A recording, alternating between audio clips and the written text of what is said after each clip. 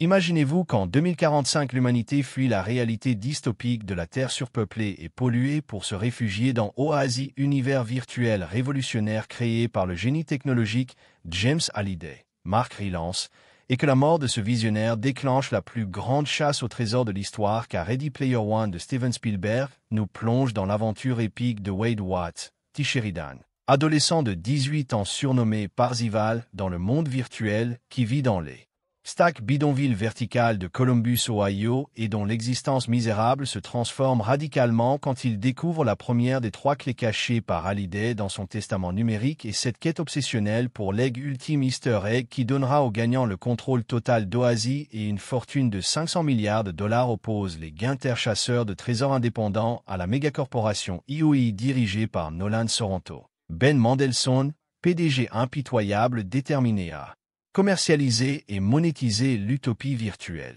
L'histoire commence dans le Columbus de 2045 où la crise énergétique mondiale, la surpopulation et l'effondrement écologique ont transformé les banlieues américaines en bidonvilles verticaux appelés stacks où les familles s'entassent dans des caravanes empilées sur des structures métalliques précaires et où Wade Watts vit avec sa tante Alice, Suzanne Lynch, et son petit ami violent Rick, Ralph Ineson, dans ces conditions de pauvreté extrême qui contrastent radicalement avec l'opulence virtuelle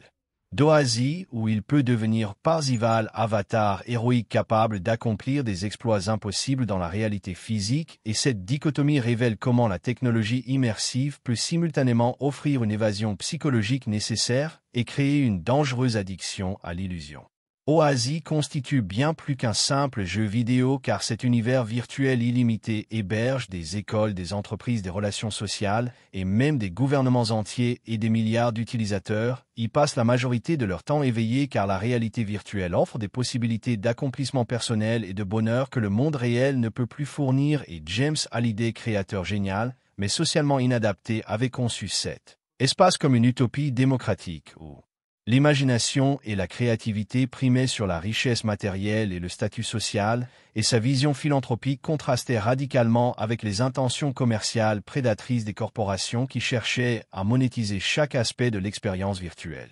La mort de Halliday en 2040 avait déclenché Anorak's Quest, chasse au trésor planétaire, où le créateur d'Oasis avait caché 3 clés et 3 portes dans les références infinies à la culture pop des années 1980 car cette décennie représentait l'âge d'or de sa jeunesse et il considérait cette période comme l'apogée de la créativité humaine authentique et les indescriptiques mélanges références cinématographiques, musicales, littéraires et vidéoludiques dans un puzzle complexe qui nécessite une connaissance encyclopédique de cette époque et cette quête révèle l'obsession nostalgique de Halliday pour une période où la technologie servait encore l'expression artistique plutôt que la manipulation commerciale. Wade découvre accidentellement la localisation de la première clé dans la tombe of Horror, donjon inspiré de Donjons et Dragons, mais sa victoire attire immédiatement l'attention d'IOI, corporation dirigée par Nolan Sorrento, ancien employé de Halliday devenu PDG impitoyable qui dirige une armée de Sixers employés payés pour retrouver l'egg et transformer Oasis en plateforme publicitaire géante et cette opposition révèle le conflit fondamental entre la vision utopique originale d'Oasis comme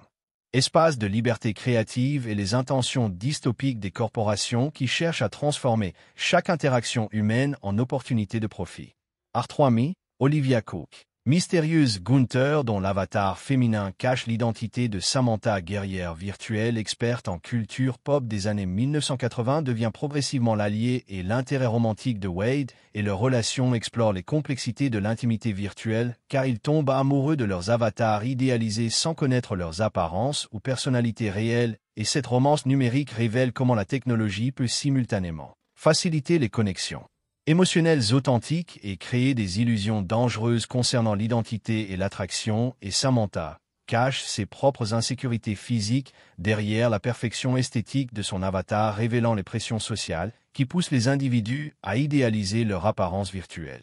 Aesh, Lena Wett, meilleure amie virtuelle de Wade dont l'avatar masculin ORC cache l'identité d'Hélène, jeune femme afro-américaine lesbienne vivant dans un garage transformé en atelier technologique révèle les possibilités libératrices d'Oasis où les individus peuvent transcender les limitations imposées par leur identité biologique et sociale, et cette transformation révèle comment les espaces virtuels permettent aux minorités de s'exprimer sans subir les discriminations systémiques du monde réel.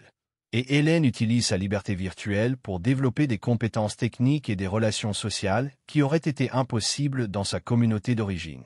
Deto, Win Morisaki, et Sho, Philippe Jao. Gunther japonais complète l'équipe des High Five, alliance informelle des chasseurs de trésors les plus doués qui décident de collaborer plutôt que de se concurrencer pour empêcher IOI d'obtenir le contrôle d'Oasis, et cette coopération internationale révèle le potentiel unificateur de la culture populaire partagée qui transcende les frontières géographiques et linguistiques, et leur expertise dans différents domaines de la culture geek des années 1980. Démontre comment les passions communes peuvent créer des solidarités authentiques même entre des individus séparés par des milliers de kilomètres. La découverte de la deuxième clé dans Hotel Overlook, reconstitution parfaite du décor de Shining de Stanley Kubrick, révèle le génie créatif de Hallyday qui avait transformé l'univers virtuel en musée interactif géant de la culture populaire, et cette séquence horrifique où les joueurs doivent revivre des scènes iconiques du film d'horreur classique démontre comment Oasis permet des expériences esthétiques impossibles dans la réalité, et cette immersion totale dans l'œuvre d'art révèle les possibilités révolutionnaires de la réalité virtuelle pour l'éducation culturelle et l'appréciation artistique, mais aussi les dangers de la confusion entre fiction et réalité. L'infiltration des bureaux d'IOI par Wade, transformé en employé undercover, révèle les méthodes industrielles utilisées par la corporation pour exploiter Oasis, car Sorrento dirige des centaines de Sixers équipés d'intelligence artificielle et d'algorithmes sophistiqués pour résoudre systématiquement les énigmes de Hallyday, et cette approche technocratique contraste radicalement avec l'approche intuitive et passionnée des Gunthers indépendants, et elle révèle comment l'industrialisation peut détruire la dimension créative et personnelle des expériences culturelles en les transformant en processus mécaniques optimisés pour l'efficacité plutôt que pour la compréhension authentique. La découverte que Sorrento avait été proche collaborateur de Hallyday avant leur brouille concernant la commercialisation d'Oasis révèle la dimension tragiquement personnelle du conflit, car ses anciens amis représentent deux visions opposées de l'avenir technologique, et Hallyday avait choisi l'utopie démocratique, tandis que Sorrento privilégiait la rentabilité capitaliste, et leur opposition reflète les débats contemporains concernant l'éthique technologique et la responsabilité sociale des innovateurs, et cette rivalité historique donne une dimension émotionnelle profonde à la bataille pour le contrôle d'Oasis qui dépasse les simples enjeux économiques. L'attaque terroriste d'IOI contre les stacks qui tue la tante de Wade et détruit son foyer révèle que les enjeux virtuels ont des conséquences mortelles dans le monde réel, car les corporations sont prêtes à utiliser la violence physique pour protéger leurs intérêts numériques, et cet attentat transforme la chasse au trésor ludique en guerre existentielle où la liberté virtuelle et la survie physique deviennent indissociables, et Wade comprend que sa quête n'est plus un jeu mais une lutte pour l'âme de l'humanité digitale, et cette escalation révèle les dangers totalitaires des monopoles technologiques. La bataille finale dans Castle Anorak, forteresse virtuelle de Hallyday, oppose l'armée corporative d'IOI aux millions d'utilisateurs indépendants d'Oasis qui se mobilisent spontanément pour défendre leur liberté numérique, et cette guerre épique mélange références de la culture pop, bataille spatiale, combat de robots géants et affrontements héroïques dans une apothéose visuelle spectaculaire qui célèbre simultanément l'héritage créatif du cinéma américain et les possibilités artistiques infinies de la réalité virtuelle, et cette mobilisation populaire démontre le pouvoir démocratique des communautés numériques face aux tentatives d'appropriation corporative. La découverte de la troisième clé nécessite que Wade comprenne la leçon existentielle ultime de Hallyday, qui avait réalisé sur son lit de mort que sa fuite dans la création virtuelle l'avait privé des expériences humaines authentiques les plus précieuses, et particulièrement de l'amour de Kira,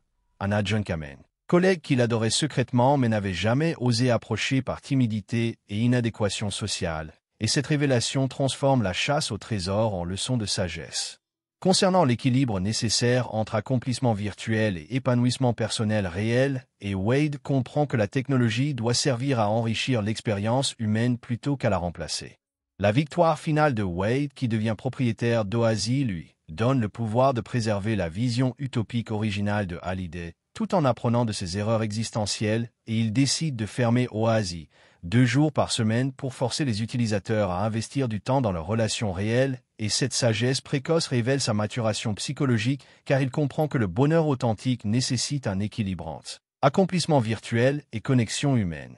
tangible, et cette décision responsable préserve les bénéfices d'Oasis tout en évitant ses dangers addictifs. L'épilogue optimiste montre Wade qui rencontre enfin Samantha dans la réalité physique et découvre que leur amour virtuel peut s'épanouir dans le monde tangible car ils partagent des passions et des valeurs authentiques qui transcendent leurs avatars idéalisés et leur relation symbolise la possibilité d'utiliser la technologie pour créer des connexions réelles plutôt que des évasions illusoires et Wade utilise sa fortune et son influence pour améliorer les conditions de vie dans les stacks, révélant comment le pouvoir technologique peut servir la justice sociale et l'amélioration collective plutôt que l'accumulation individuelle. Le message universel de Ready Player One explore les potentiels et dangers de l'immersion technologique, car le film célèbre les possibilités créatives et démocratisantes de la réalité virtuelle tout en avertissant contre les risques d'addiction à l'illusion et de fuite devant les responsabilités réelles, et il suggère que la technologie doit être conçue et utilisée pour enrichir l'expérience humaine authentique plutôt que pour la remplacer par des